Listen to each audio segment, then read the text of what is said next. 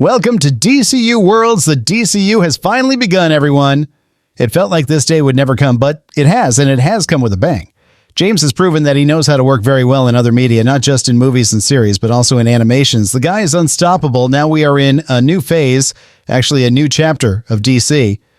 The DCEU is over, the CW is over, now it's just forward from here. Well, in today's video, I will bring the analysis of these first two episodes of Creature Commandos, highlighting the main points of this animation. We also had the appearance of David Corenswet's Superman, Starfire, and Peacemaker dead, kind of crucified in a world completely dominated by Cersei.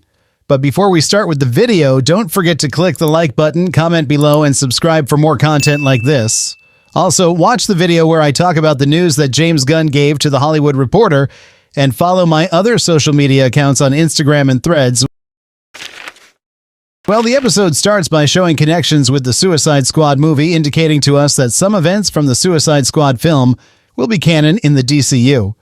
We get a brief context of the villain Cersei, who is a renegade Amazon that believed she was heir to the throne of Themyscira.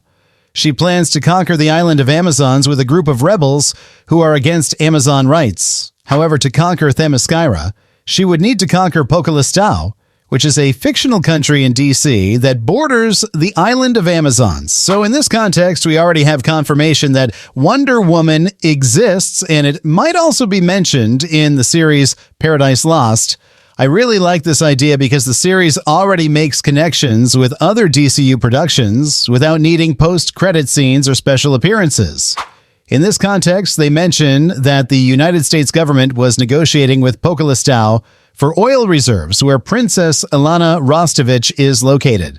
And since the United States doesn't think it's right for Cersei to govern Pokalistao, she then sends a task force. However, they mention that after the events of Suicide Squad involving Project Starfish, the government prohibited her from forming a task force with humans, so she forms a new task force of monsters that they soon call Task Force M. She sends this Task Force M to protect Princess Ilana Rostovich from Cersei. As soon as they arrive at the castle, the princess starts flirting with Flag, and Flag mentions that in the past they had an 18-year-old son, kind of justifying why the actor who played Rick Flag Jr. is nearly the same age as Frank Grillo. One of the things that caught my attention was the fight scenes. They are very well choreographed. For example, that scene with Dr. Phosphorus fighting Flag is very well done. The animation movement is also really good. The drawing style is well executed too, not to mention the sex scenes, because this animation shows quite a bit of that, but don't worry, they're not too scandalous. Another thing that struck me about this animation is the origin of the bride. It's quite wild what James did, because Victor Frankenstein creates the bride for Frankenstein, but she falls in love with Victor and Frankenstein kills him. It was quite cruel. There's also that flashback part where Frankenstein chases the bride over many years, and in the background you can see Shaggy. I think James Gunn intentionally included Shaggy as a nod to the Scooby-Doo movie he wrote. Another thing I found very different from other animations DC has made in recent years is the violence. Those violent scenes resemble those from Invincible very much, and this series fits perfectly with that style of violence. Swearing sex the characters too. The soundtrack also fits perfectly with each scene. The only thing I didn't like is the duration of the episodes.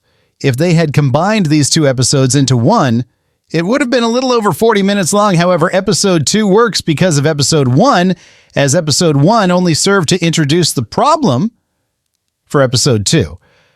But I understand that they made it this short format because this series was not meant to be long.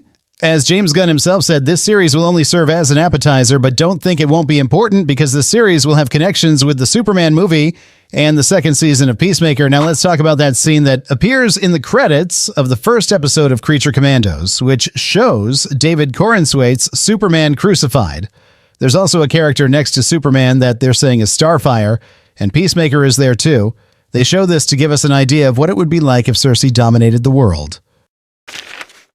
But speaking of these two episodes themselves, I like them a lot. I enjoyed the interaction between these characters and had fun watching. You can't imagine how excited I am to see the upcoming episodes. I will bring my analysis of each episode as they are released. I'm looking forward to seeing the Superman movie and watching the DCU grow. And don't forget to hit the like button, comment below, and subscribe for more content like this. Thank you very much for watching, and I'll see you in the next video.